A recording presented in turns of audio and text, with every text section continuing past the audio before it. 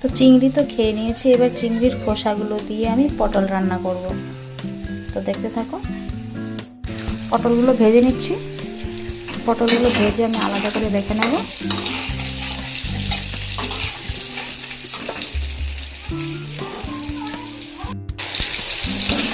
এখন আলুটাকে ভালো করে কষিয়ে নেব। আলুটা যখন ভালো করে ভাজা ভাজা হয়ে যাবে তখন ভেজে রাখা পটলগুলো দিয়ে দেবো।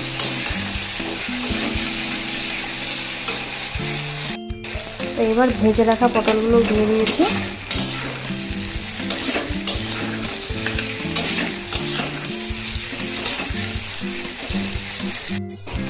তো এটাতে আমি চিংড়ির খোসাগুলো পেস্ট করে এবার দিয়ে দিয়েছি। এবার এটাকে ভালো করে কষাবো, যেভাবে আমরা মাংসর মশলাগুলো কষাই ঠিক সেইভাবে।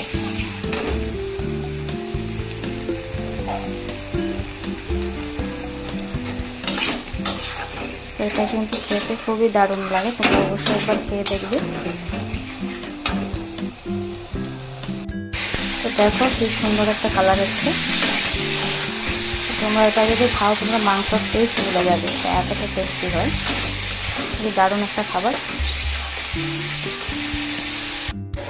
এটা যখন ভালো করে মাংসের মতো কষানো হয়ে যাবে তারপর আমি এটাতে একটু করে জল দিয়ে দেবো, পরিমাণ মতো জল।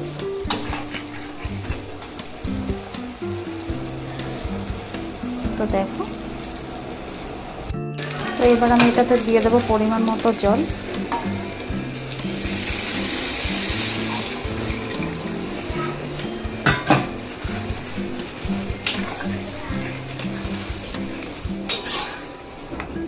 তোমরা বলো তোমাদের কেমন লেগেছে, ভালো লাগলে লাইক কমেন্ট করে একটু পাশে থেকো।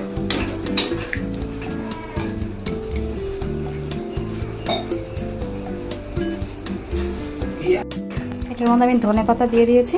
ধনেপাতাটা একটু আগে দিয়েছি যেন পাতাগুলো ভালো করে সিদ্ধ হয়ে যায়।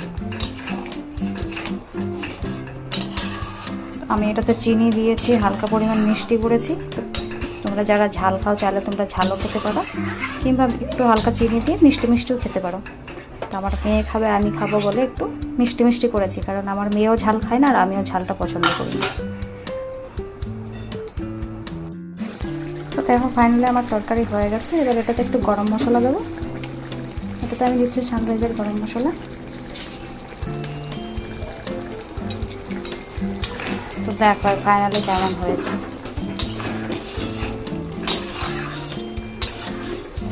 অবশ্যই আমাকে জানাবে, আর কারা কারা এভাবে খাও আমাকে সেটাও জানাবে।